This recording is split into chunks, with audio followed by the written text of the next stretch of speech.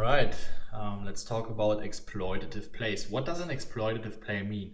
An exploitative play is a play, it's a play where you basically take advantage of your opponent deviating from an optimal strategy. So he's either 3-betting to lose, so that means we're 4-betting more, or he's 3-betting to tight, so we're folding more hands.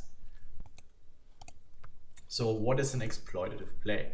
Let's take a look in situations where middle position is 3-betting. It doesn't matter if we're the initial open raiser or if we're sitting behind. But let's take a look if someone 3-bets middle position versus under the gun around 5%. And MP 3-betting around 5% is a stat you see quite often. There are obviously tighter players and looser players. How many combinations or let's say how likely is it to get aces, kings, or queens? It's around 1.36% of the time. Including ace king and ace king off and ace king suited, the value range of our opponent is around 2.56%. Assuming we have ace 5 suited, no matter if we were the initial open raiser or we are sitting behind, if we have ace 5 suited, we block 50% of the aces combos.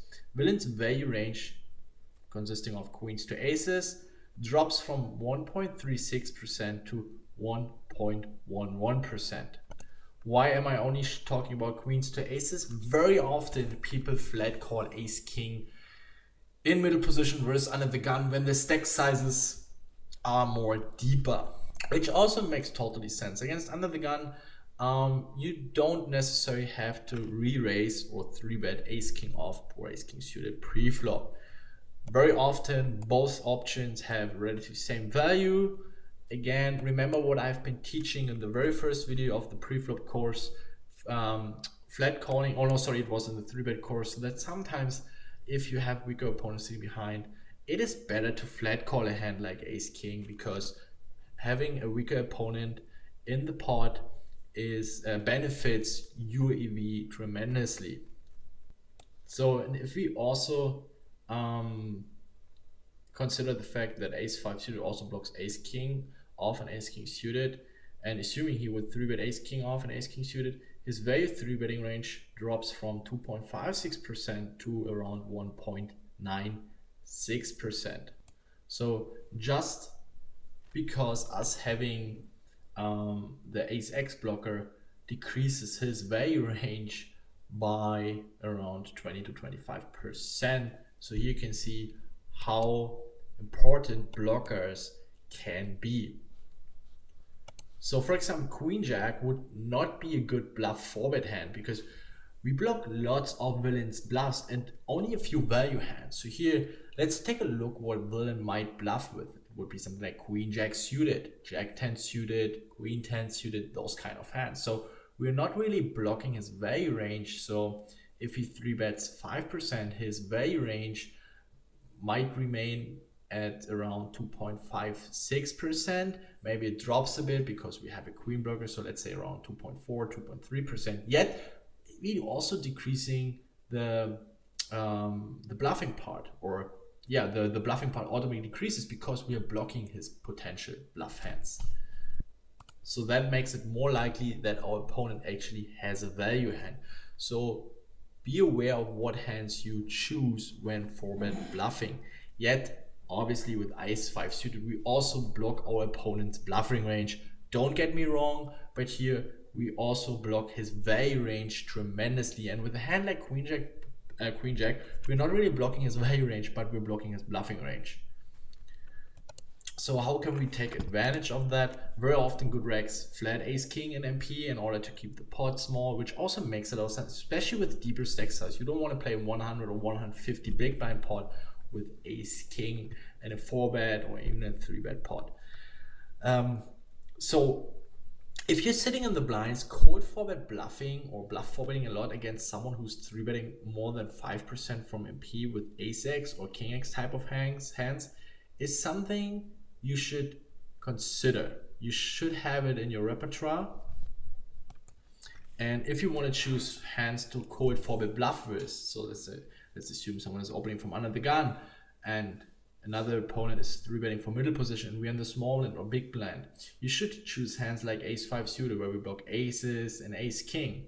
Also, very often opponents from MP, they're actually not 3-betting so many ace-x hands as a bluff. They're flatting ace-jack, they're flatting ace-queen, they're flatting ace-10 suited, and they don't really want to get involved with hands like ace-jack or ace-10 off, especially the off-suited combos. They're more likely to 3-bet hands like even an ace-queen off as a bluff, or like it's somewhere in between bluff and value. Or hands like king jack suited, king 10 suited, queen 10 suited, queen jack suited, 10-9 suited. Those kind of hands tend people to use as a bluff more frequently. Or a hand like king jack suited, where we block kings, we block ace king, we also block the potential jacks. But I would think that people are flatting jacks mostly.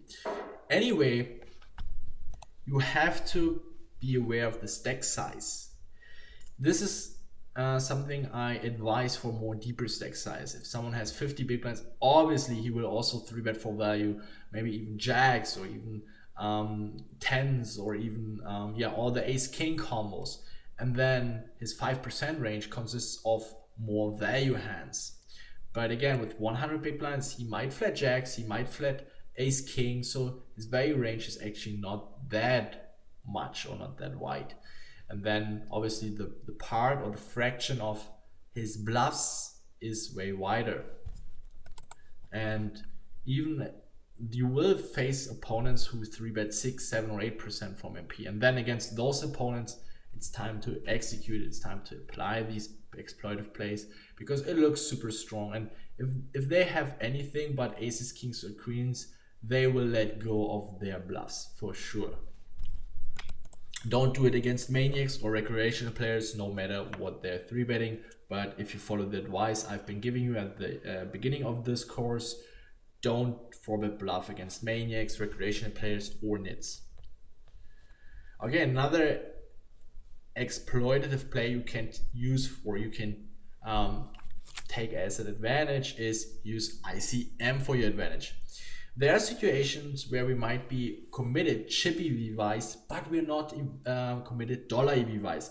I'm not going to explain what it means right now here, because risk premium ICM will be part of the ICM course, and then you will get a better idea of what I mean, because there we will also make calculations. I show you how high risk premiums can be, how does it change against certain stack sizes or with certain stack distributions, and how that how does it impact our ranges and our strategy. So here you just have to believe me. So for example, if you 3-bet a hand and you're even quite short, let's say you have your 15, 16 big blinds and you're in an ICM situation on a final table, you can still 3-bet forward. So for example, if you get 25% odds and you have ace deuce offsuited, you have a range, you have an equity against eights, ace queen, ace jack, and king queen suited, assuming he's 4-bet jamming that, of 28%. So we're not even getting the odds right away. So even with a 20 big blind scenario, if you're 3-bet or 18 big blinds, you can definitely 3-bet forward like hands like ace deuce off. So especially around 20, 22, or 18, 19 big blinds, it's a very powerful play. Now, if we add the risk premium, so let's say we're 3-betting a hand like ace-9 suited, and we might even have more equity. We are not committed, because we don't need only 25, we actually need 35% equity. Okay, this is the risk premium that comes into a play when ICM involved. And this is important at the bubble, this is important final tables, or even final 2, final 3 tables, depending on the payout structure.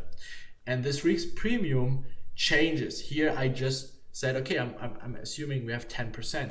And this is not so high. There are situations where you need 15, 20, or even 25% more equity to go pre-flop. And those are the spots where you can on final tables, where you can go broke with only with jacks and better, or even with kings and better, because you need so much more equity due to the fact that there are shorter stacks present on the final table.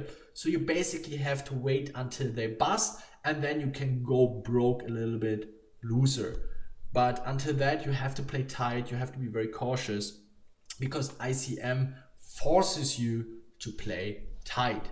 What to do in these situations, how we can avoid that, and how we can still play a somewhat solid style even though we are in that mid-stack situation, I will also show you and teach you in the ICM course. And this is going to be very, very, very, very nice. You're going to learn a lot of a lot about ICM and how to play your stack and how to play final tables in this course. So let's go on. And another exploitive play is 4-bet smaller versus big blind. I actually already explained that a little bit earlier. Big blind 3-bets are usually very polarized, basically trash or nuts. So we are only attacking the trash, and by that we're using a small 4-bet sizing.